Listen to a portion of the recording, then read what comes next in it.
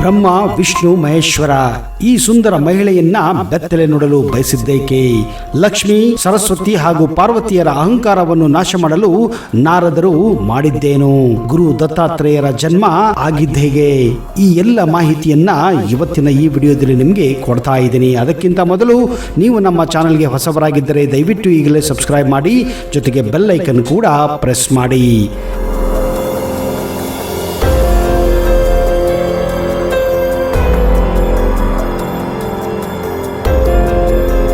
ನಮಸ್ಕಾರ ಸ್ನೇಹಿತರೆ. ದೇವರು ಯಾವಾಗಲೂ ತನ್ನ ಭಕ್ತರ ಖ್ಯಾತಿಯನ್ನು ಹೆಚ್ಚಿಸಲು ಆಗಾಗ ಅವರಿಗೆ ಪರೀಕ್ಷೆಯನ್ನ ಕೊಡುತ್ತಿರುತ್ತಾನೆ. ಹಾಗೆಯೇ ಸತಿ ಅನಸೂಯರನ್ನ ಕೂಡ ಪರೀಕ್ಷಿಸಲು ಒಂದು ಉಪಾಯವನ್ನು ಹುಡುತ್ತಾನೆ. ಸತಿ ಅನಸೂಯಳಂತೆ ಈ ದೇವಲೋಕದಲ್ಲಿ ಮಾತೆ ಲಕ್ಷ್ಮಿ, ಮಾತೆ ಸರಸ್ವತಿ ಮತ್ತು ಮಾತೆ ಪಾರ್ವತಿಯರಿಗೆ ತಮ್ಮ ಪತಿಯರ ಮೇಲೆ ಅಪಾರ ಪ್ರೀತಿಯನ್ನು ಹೊಂದಿದ್ದರು. ಈ ತ್ರಿಮೂರ್ತಿ ದೇವತೆಗಳಿಗೆ ತಮ್ಮ ಪತಿಯ ಮೇಲೆ ಹೆಮ್ಮೆ ಇತ್ತು. ಇವರ ಅಹಂಕಾರವನ್ನು ನಾಶ ಮಾಡಲು ಭಗವಂತನು ನಾರದರಿಗೆ ಪ್ರೇರಿಸುತ್ತಾನೆ. ಭಗವಂತನ ಪ್ರೇರಣೆಯಿಂದ ನಾರದ ಮುನಿಗಳು ಲಕ್ಷ್ಮೀ ದೇವಿಯ ವಾಸವಾಗಿದ್ದ ಸ್ಥಳಕ್ಕೆ ಭೇಟಿ ನೀಡುತ್ತಾರೆ. ತಾಯಿ, ನಿಮಗೆ ನಾನು ಏನೋ ಒಂದು ಗೌಪ್ಯ ವಿಷಯವನ್ನ ಹೇಳಬೇಕಾಗಿದೆ. ಆಗ ಲಕ್ಷ್ಮೀ ದೇವಿಯು ಕುತೂಹಲಗೊಳ್ಳುತ್ತಾಳೆ. ಸ್ವಲ್ಪ ಸಮಯದ ಹಿಂದೆ ನಾನು ಚಿತ್ರಕೂಟಕ್ಕೆ ಭೇಟಿ ನೀಡಿದ್ದೆ. ಆಗ ನಾನು ಅಲ್ಲಿ ಅತ್ರಿ ಮಹರ್ಷಿಗಳ ಆಶ್ರಮದಲ್ಲಿ ಅವರ ಪತ್ನಿಯನ್ನು ಕಂಡು ಧನ್ಯನಾದೆ. 3 ಲೋಕದಲ್ಲಿ ಹುಡುಕಿದರೂ ಸತಿ ಅನಸೂಯಳಂತೆ ಯಾರೂ ಇರಲಾರರು ಎಂದು ಆಕೆಯನ್ನು ಲಕ್ಷ್ಮೀ ದೇವಿಯ ಮುಂದೆ ಕೊಂಡಾಡುತ್ತಾನೆ. ಸತಿ ಅನಸೂಯಳ ಸದ್ಗುಣವನ್ನು ಕೇಳುತ್ತಿದ್ದಂತೆ ಲಕ್ಷ್ಮೀ ದೇವಿಗೆ ಅಸೂಯೆ ಹುಟ್ಟುತ್ತದೆ. ಲಕ್ಷ್ಮೀ ದೇವಿ ನಾರದ ಮುನಿಗಳ ಬಳಿ ಆಕೆ ನನಗಿಂತ ಸದ್ಗುಣಶೀಲಳೆ ಎಂದು ಕೇಳುತ್ತಾಳೆ. ಆಗ ನಾರದರು, ನೀವು ಮಾತ್ರವಲ್ಲ, ಈಗಾಗಲೇ ನಾನು ಹೇಳಿರುವಂತೆ ಸತಿ ಅನಸೂಯರಷ್ಟು ಸದ್ಗುಣಶೀಲರು 3 ಲೋಕದಲ್ಲಿ ಇಲ್ಲವೆನ್ನುತ್ತಾನೆ. ಲಕ್ಷ್ಮೀ ದೇವಿಯಲ್ಲಿ ಈ ರೀತಿ ಅಸೂಯೆಯನ್ನು ಹುಟ್ಟಿಸಿ ನಾರದ ಮುನಿಗಳು ಮಾತೆ ಪಾರ್ವತಿ ಮತ್ತು ಮಾತೆ ಸರಸ್ವತಿ ಬಳಿ ಕೂಡ ಇದನ್ನೇ ಹೇಳುತ್ತಾರೆ. ಸತಿ ಅನಸೂಯಳ ಪರಿಶುದ್ಧತೆಯನ್ನು ಪರೀಕ್ಷಿಸಲು ತಮ್ಮ ಪತಿಯರನ್ನು ಒತ್ತಾಯಿಸಿ ಸತಿ ಅನಸೂಯಳ ಆಶ್ರಮಕ್ಕೆ ಕಳಿಸುತ್ತಾರೆ. ಅನಸೂಯೆಯ ಶಕ್ತಿಯನ್ನು ಹೊರೆಹಚ್ಚಲು ಆಕೆಯ ಗೃಹಕ್ಕೆ ಅತಿಥಿಗಳಾಗಿ 3 ಹೋದರು. ಮನೆಗೆ ಬಂದ ಅತಿಥಿಗಳನ್ನು ಆಧರಿಸುವುದು ಭಾರತೀಯ ನಾರಿಗೆ ಅನಾದಿ ಕಾಲದಿಂದಲೂ ಪಾರಂಪರ್ಯವಾಗಿ ಬಂದ ಧರ್ಮ. ಮನೆ ಯಜಮಾನ ಇಲ್ಲದೆ ಹೋದರೂ ಕೂಡ ಮನೆ ಒಡತಿ ಊಟೋಪಚಾರಗಳನ್ನು ಮಾಡಿ ಸತ್ಕರಿಸಬೇಕಾದಂತಹ ಸತ್ಸಂಪ್ರದಾಯ ಅದಾಗಿತ್ತು. ಅತ್ರಿ ಮುನಿ ಮನೆಯಲ್ಲಿದ್ದ ಹೊತ್ತು ನೋಡಿ ಗಮನಿಸಿಕೊಂಡು 3 ಬಂದು ಕುಶಲೋಪರಿ ವಿಚಾರಿಸುತ್ತಾ ನಿಲ್ಲುತ್ತಾರೆ. ಅನಸೂಯ ಬಂದವರನ್ನು ಸತ್ಕರಿಸಲು ಮುಂದಾಗುತ್ತಾಳೆ. ಆಗ ತ್ರಿಮೂರ್ತಿಗಳು ಆಕೆಯೊಡನೆ, ನೀನು ನಿರ್ವಸ್ತ್ರವಾಗಿ ನಮಗೆ ಉಪಚಾರ ಮಾಡಿದರೆ ಮಾತ್ರ ನಾವು ನಿನ್ನ ಸತ್ಕಾರವನ್ನು ಸ್ವೀಕರಿಸುತ್ತೇನೆ ಎಂದು ಹೇಳುತ್ತಾರೆ. ಅನಸೂಯ ಈ ಮಾತನ್ನು ಕೇಳಿ ಇಕ್ಕಟ್ಟಿಗೆ ಸಿಲುಕುತ್ತಾಳೆ. ಒಳಗೆ ಹೋಗಿ ಸ್ವಲ್ಪ ಚಿಂತಿಸಿ ಒಂದು ನಿರ್ಧಾರ ಮಾಡುತ್ತಾಳೆ. ದೇವರನ್ನು ಧ್ಯಾನಿಸಿ ಒಂದಷ್ಟು ಉದಕವನ್ನು ಮಂದ್ರಿಸಿ ಹೊರಗೆ ಬಂದು ಅವರುಗಳ ಮೈಮೇಲೆ ಪ್ರೋಕ್ಷಣೆ ಮಾಡುತ್ತಾಳೆ.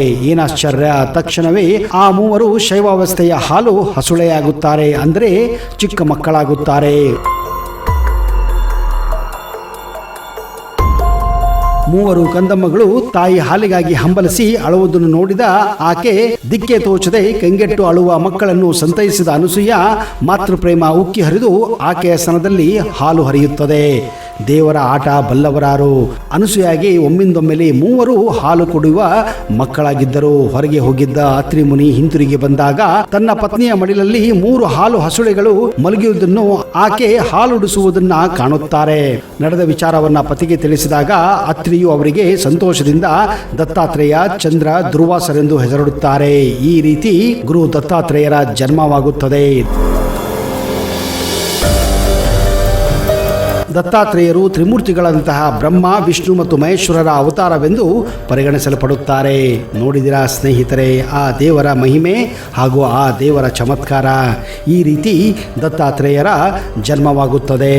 ಈ ವಿಡಿಯೋ ಬಗ್ಗೆ ನಿಮ್ಮ ಅನಿಸಿಕೆಯನ್ನ ದಯವಿಟ್ಟು ಕಮೆಂಟ್ ಬಾಕ್ಸ್ ಅಲ್ಲಿ ಹಾಕಿ. ಒಂದು ವೇಳೆ ನಿಮಗೆ ಈ ವಿಡಿಯೋ ಇಷ್ಟ ಆದಲ್ಲಿ ಜೈ ದತ್ತಾತ್ರೇಯ ಎಂದು ಕಮೆಂಟ್ ಬಾಕ್ಸ್ ಅಲ್ಲಿ ಹಾಕಿ. ಇಂತಹದೇ ರೋಚಕ ಮಾಹಿತಿಯೊಂದಿಗೆ ಮುಂದಿನ ಸಂಚಿಕೆಯಲ್ಲಿ ಮತ್ತೆ ಸಿಗುತ್ತೇನೆ. ಅಲ್ಲಿಯವರೆಗೆ ಜೈ ಹಿಂದ್, ಜೈ Karnataka.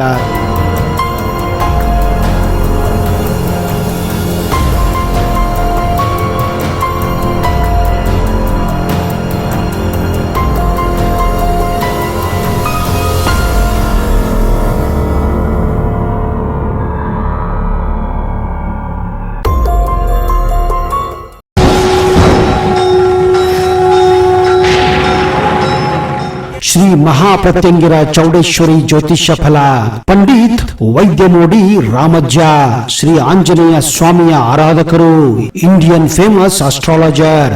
Get 100% solution to all your problems. Shri Pratyangira ದೇವಿಯನ್ನ ವಶಪಡಿಸಿಕೊಂಡಿರುವ ಏಕೈಕ ಜ್ಯೋತಿಷ್ಯರು ಪಂಡಿತ್ ರಾಮಜ್ಜನವರು.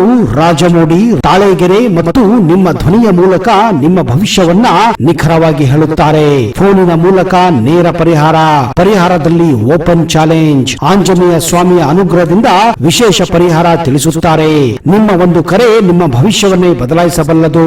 ಇವರ ದೂರವಾಣಿ ಸಂಖ್ಯೆ 9008220252.